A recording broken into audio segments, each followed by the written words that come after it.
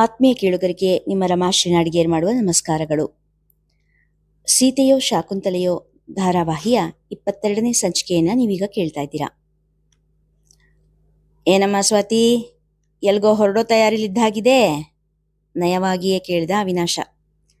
ಬೆಳಗ್ಗೆ ಬೇಗ ಎದ್ದು ತಾಯಿಗೆ ಕೆಲಸದಲ್ಲಿ ಸಹಾಯ ಮಾಡಿ ಹೊರಗೆ ಹೊರಡಲು ತಯಾರಿ ಮಾಡಿಕೊಳ್ಳುತ್ತಿದ್ದ ಸ್ವಾತಿಯನ್ನು ನೋಡಿ ಪ್ರಶ್ನಿಸಿದ್ದ. ಹ್ಞೂ ಮಾವ, ಮುಂದಿನ ಓದಿನ ಬಗ್ಗೆ ವಿಚಾರಿಸ್ಕೊಂಡು ಬರೋದಕ್ಕೆ ಕಾಲೇಜ್ ಕಡೆ ಹೋಗಿ ಬರ್ತೀನಿ, ಸಣ್ಣ ದನಿಯಲ್ಲಿ ಹೇಳಿದಳು ಸ್ವಾತಿ. ನೀನ್ ಮುಂದೆ ಓದೋದೇನು ಬೇಕಾಗಿಲ್ಲ, ಸಿಡಾರನೆ ಹೇಳಿದಳು ರೇಣುಕಾ. ಸ್ವಾತಿ ತೀರಾ ಧಾರ್ಷ್ಟ್ಯದ ಹೆಣ್ಣಲ್ಲ. ಅವಳ ಜೋರು ಏನಿದ್ದರೂ ತನ್ನವರೆನಿಸಿದ್ದ ಅಮ್ಮ ಅಣ್ಣನ ಮುಂದೆ ಮಾತ್ರ. ಅತ್ತೆ ಮಾವನ ಮುಂದೆ ಉಸಿರೆತ್ತಲೂ ಕೂಡ 100 ಬಾರಿ ಯೋಚಿಸುವಳು. ಒಂದು ರೀತಿಯ ಋಣಭಾರದಲ್ಲಿ ಸಿಲುಕಿಕೊಂಡು ಒದ್ದಾಡುವ ಸ್ಥಿತಿ ಅವಳದ್ದು. ಸ್ವಭಾವತಃ ಕೂಡ ಹೆಚ್ಚೇನು ಜೋರಿನ ಹೆಣ್ಣಲ್ಲ. ಅತ್ತೆ ಓದುವುದು ಬೇಡ ಎಂದು ಹೇಳಿದಾಗ ಎದುರುತ್ತರ ನೀಡಲಾರದೆ ಸಹಾಯಕ್ಕಾಗಿ ಅಮ್ಮ ಅಣ್ಣನ ಕಡೆ ನೋಡಿದಳು. ಸುದೀಪ ಅತ್ತೆಯ ಮುಂದೆ ಬಂದು, ಅವಳು ಮುಂದೆ ಓದ್ಲಿ ಅಂತ ನಾನೇ ಹೇಳಿದೆ ಅತ್ತೆ. ಓದಿದ್ರೆ ಕೆಲಸ ಸಿಗೋದು ಮತ್ತೆ ಹುಡುಗ ಸಿಗೋದು ಎರಡೂ ಸುಲಭ ಆಗುತ್ತೆ ಎಂದ ಸಣ್ಣದನಿಯಲ್ಲಿ. ಅವನಿಗೂ ಕೂಡ ಋಣಭಾರದ ಅರಿವಿದೆ.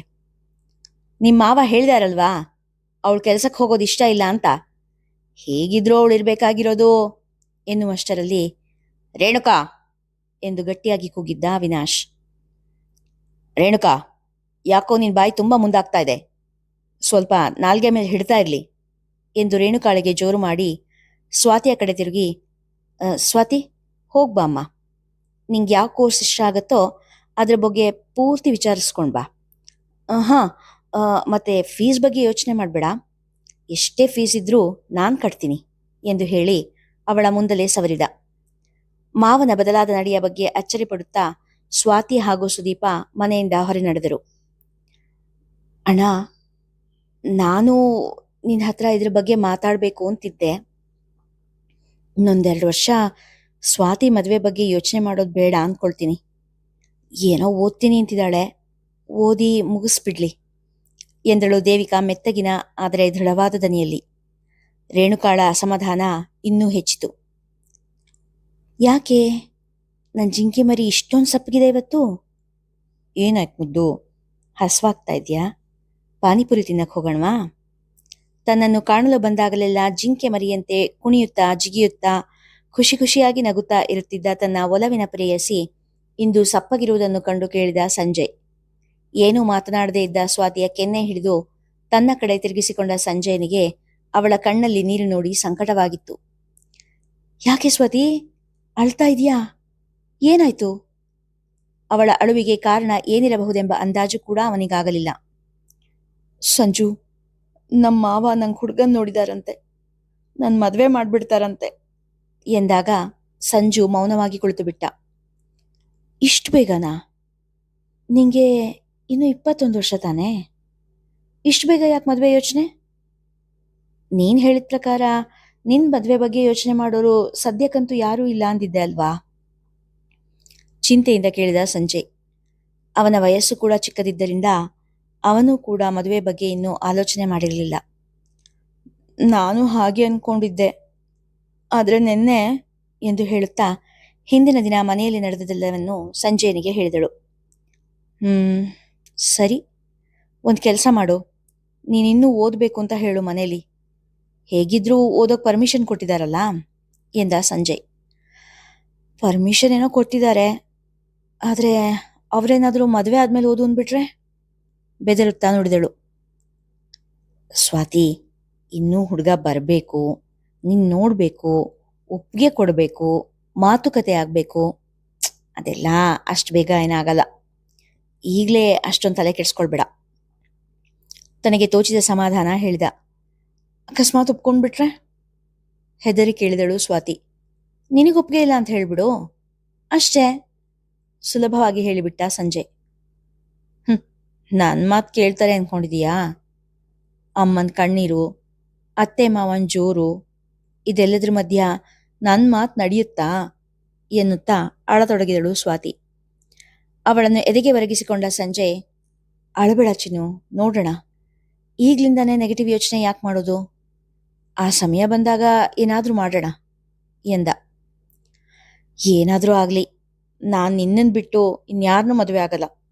ಅಂಥ ಪರಿಸ್ಥಿತಿ ಏನಾದರೂ ಬಂದರೆ ನಾನು ವಿಷ ಕುಡ್ದು ಸತ್ತು ಹೋಗ್ತೀನಿ ಅಷ್ಟೆ. ಈ ಕೊರಳಿಗೆ ನಿನ್ನನ್ನು ಬಿಟ್ಟು ಇನ್ಯಾರೂ ತಾಳಿ ಕಟ್ಟಬಾರ್ದು ಎಂದು ಹೇಳುತ್ತಾ ಸಂಜಯನನ್ನು ಗಟ್ಟಿಯಾಗಿ ತಬ್ಬಿಕೊಂಡಳು.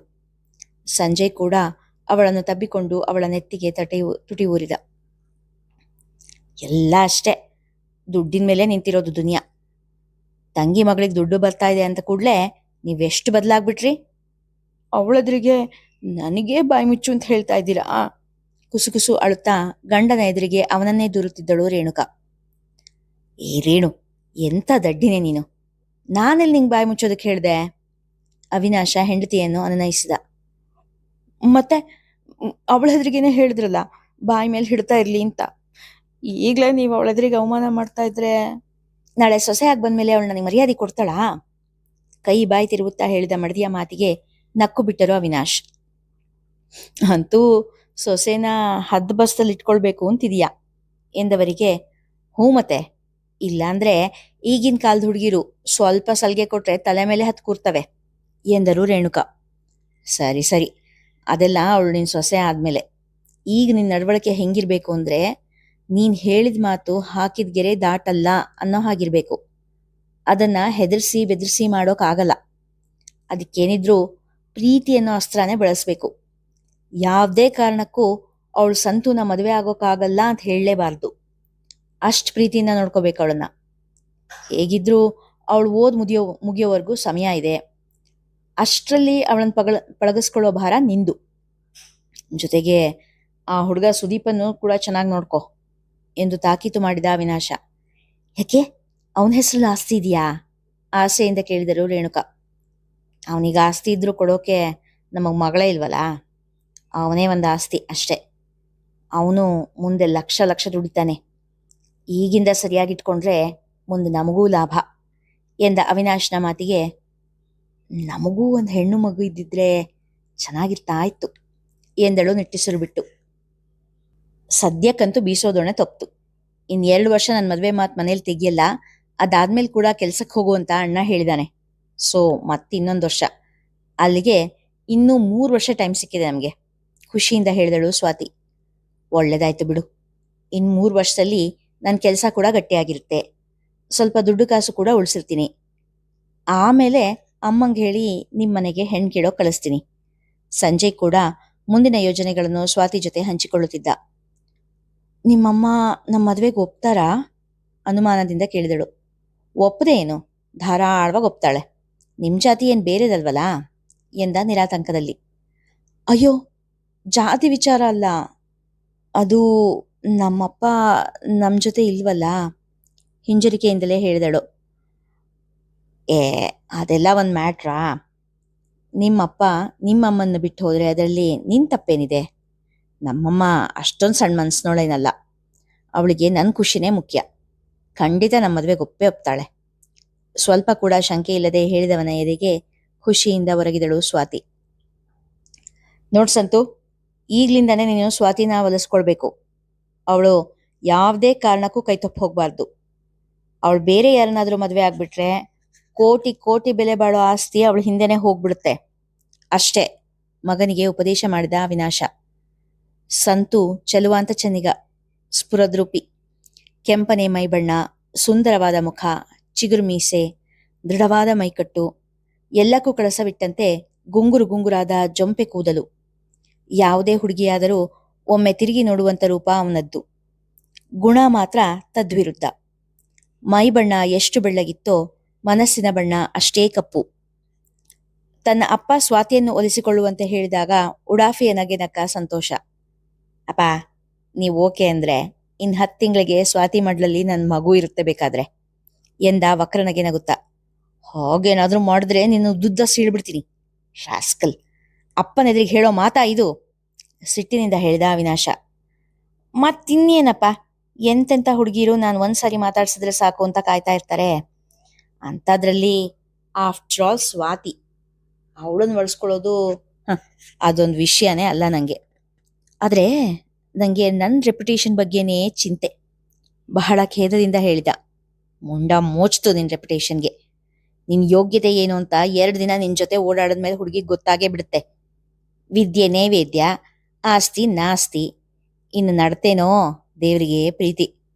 ನಿನ್ನ ಯೋಗ್ಯತೆ ತಿಳಿದ ಮೇಲೆ ಅದೇ ಆ ಮನೆಗೆ ನಿನ್ನನ್ನು ಹುಡುಕೊಂಡು ಬರ್ತಾಳಲ್ಲ ಚಡ್ಡಿ ಹಾಕ್ಕೊಂಡು ಜೋ, ಅವಳಂತ ಹುಡುಗಿ ನಿನ್ನ ಹಿಂದೆ ಬರ್ಬೋದಷ್ಟೆ. ನೀನು ಹೀಗೆ ಉಡಾಳನಾಗಿದ್ರೆ ಸ್ವಾತಿ ಅಂತ ಹುಡುಗಿ ನಿನ್ನ ಹಿಂದೆ ಬರೋ ಚಾನ್ಸೇ ಇಲ್ಲ. ಅದಕ್ಕೆ ನಾನು ಹೇಳಿದ ಮಾತು ಕೇಳು. ಸ್ವಲ್ಪ ನಿನ್ನ ನಡವಳಿಕೆನ ಬದಲಾಯಿಸ್ಕೊ.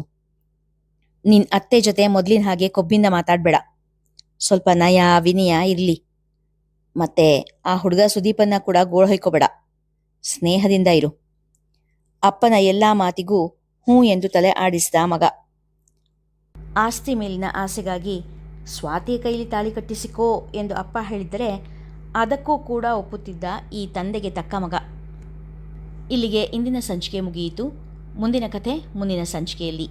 ಕಥೆ ಇಷ್ಟವಾಗಿದ್ದರೆ ಹೆಚ್ಚು ಹೆಚ್ಚು ಜನರಿಗೆ ಶೇರ್ ಮಾಡಿ, ಕಥೆಯನ್ನು ಲೈಕ್ ಮಾಡಿ, ಹಾಗೆ ಕಾಮೆಂಟ್ ಸೆಕ್ಷನ್ನಲ್ಲಿ ನಿಮ್ಮ ಅಭಿಪ್ರಾಯ ತಿಳಿಸಿ ಪ್ರೋತ್ಸಾಹಿಸಿ. ನೀವು ಮೊದಲ ಬಾರಿಗೆ ನಮ್ಮ ಚಾನಲ್ಗೆ ಭೇಟಿ ಕೊಟ್ಟವರಾಗಿದ್ದರೆ ದಯವಿಟ್ಟು ನಮ್ಮ ಚಾನಲ್ನ ಸಬ್ಸ್ಕ್ರೈಬ್ ಮಾಡಿಕೊಳ್ಳಿ ಮತ್ತು ಬೆಂಬಲಿಸಿ. ಧನ್ಯವಾದಗಳು.